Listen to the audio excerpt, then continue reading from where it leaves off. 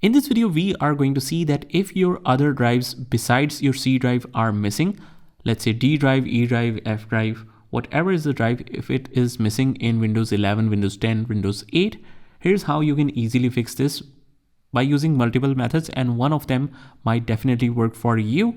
So without further ado, let's get started with this video. So the first method is you just click on the disk management. Basically just click on the start menu and right here disk management, and you will get the option of create and format hard disk partitions. Click on that, click on the actions, and just click on rescan disk if that's available.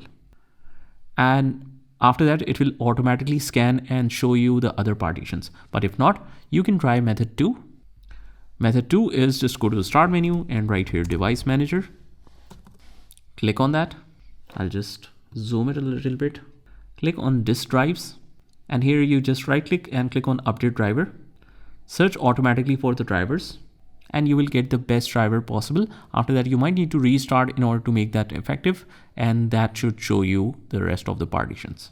If not, you can try method 3, and method 3 is again go to the start menu and right here CMD. Right click on it, click on run as administrator, click yes, and type here, let me just zoom it a little bit so that you can see everything clearly. Right here disk part, hit enter, and then write list disk, hit enter, then type select disk 0, type list volume, and from here you can get the missing name of your volume, whatever you want to see. So for example, a new volume is missing and it's not showing as a partition. Let's say this one, it's volume 2. We just write here select volume 2, or we can write vol 2,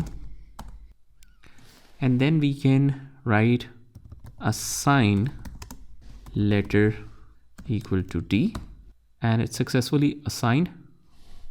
Type exit, hit enter, and says leaving this part. Click close, and you should be able to see your new drive as you can see here. So these are a couple of solutions that might work for you. Just comment down below if that works for you or if it resolves your problem, and I will see you in the next one.